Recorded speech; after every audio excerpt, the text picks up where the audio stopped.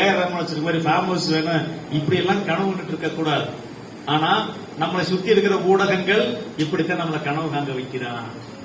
இப்படித்தான் விவசாய நிலத்தை வாங்கி விவசாயம் பண்ணி விளம்பரம் போடுறானா அதை போடுறது இல்ல. நீங்க ஒரு நீச்சல் குளம் கட்டிக்கலாம்,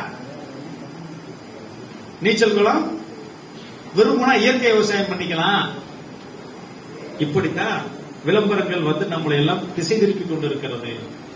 ஒட்டுமொத்தமாக சமூக ஊடகங்கள் எல்லாம் மிகப்பெரிய அளவில் நம்மிடமிருந்து வேறுபட்டு நம்மளுடைய எதையை திணிக்கணுமோ என்னமோ அதை திட்டமிட்டு திணிக்கிறான். நம்ம பேசுறதுக்கு வெளியே சேர்ப்பாங்க, சேர்க்க மாட்டாங்க. செய்தி வர்றதுக்கு ஒரு காசு, வராம இருக்கிறதுக்கு ஒரு காசு, பெருசாக்கிறதுக்கு ஒண்ணு, சிறுசாக்கிறதுக்கு ஒண்ணு, சுத்தமா காலி பண்றதுக்கு ஒரு காசு. ஊடகங்கள் ஒரு பக்கம் போயிட்டு இருக்கு, அரசியல்வாதிகள் ஒரு பக்கம் போயிட்டு இருக்கிறாங்க. இதுல அரசியல்வாதிகள், நீதிபதிகள், ஊடகங்கள், சட்டமன்றம், நாடாளுமன்றம் எல்லாம் நீக்கமர என்ன பண்ணிக்கிறாங்க? ஊழலால் நிறைந்திருக்கிறது. இந்த ஊழல்வாதிகள் எல்லாரும் கைகோர்த்துக் கொள்கிறார்கள். இவரெல்லாம் நம்ம பிரதிநிதிகள். ஆனா நாம் என்ன பண்றோம்? நம்மளுக்கு வேறு வழியும் இல்லை. தேர்தல் நேரத்தில் வேற வழி இல்லாம இவர்களுக்கு வாக்களிக்க வேண்டிய நிர்பந்தத்தையும் நமக்கு உருவாக்கி விடுகிறார்கள். ஒண்ணு என் பக்கம் இல்லாட்டி இந்த பக்கம் நில்லு நிலைமை உருவாக்குறாங்களா இல்லையா? யாருக்கு யார் நம்முடைய வாழ்வாதாரத்தை சுரண்டுறாங்களோ, யார் நம்ம அங்கேயும் இப்படித்தான் இருக்கிறது. ஆனால் சற்று மேம்பட்டு இருக்கிறது, சற்று மேம்பட்டு இருக்கிறது. வளர்ந்த நாடுகள் சொல்லக்கூடிய நாடுகளிலே இதற்கான வாய்ப்புகள் தற்போது சற்று மேம்பட்டிருக்கிறது. மேம்பட்டிருக்கிறது என்றால் நமது குரல்கள் எதிரொலிக்கிறது.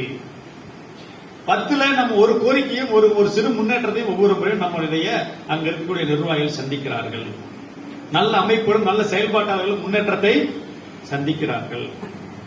ஆக தொழிலாளர் கட்சி லண்டன், இங்கிலாந்து, உலக பேரரசு, உலக நாட்டை ஆண்டவன் சொன்ன இடத்துல இன்னைக்கு யார் ஆண்டுட்டு இருக்கிறா? தொழிலாளர் கட்சி ஆண்டு கொண்டிருக்கிறது. இது சாத்தியமாக நினைச்சோமா? இன்னைக்கு ஆண்டு கொண்டிருக்கா இல்லையா? ஆக மாற்றங்கள் ஒவ்வொரு நிலத்திற்கு பொறுத்த மாதிரி அந்த இனத்தினுடைய, அந்த மொழியினுடைய, அந்த நாட்டினுடைய, அந்த மண்ணுடைய கூறுகளுக்கு தகுந்தாற் போல் அது சில நிறைய மாற்றங்களையும் சந்திக்கிறது.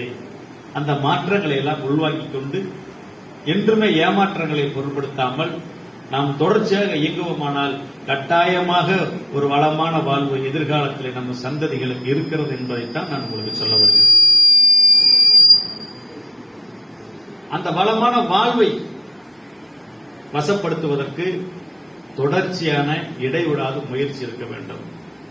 அதற்கு ஒரு மிகச்சிறந்த ஒரு அமைப்பு முறை இருக்க வேண்டும்.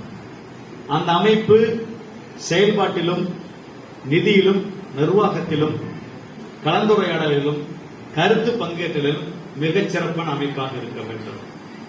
அந்த அமைப்பு தோற்று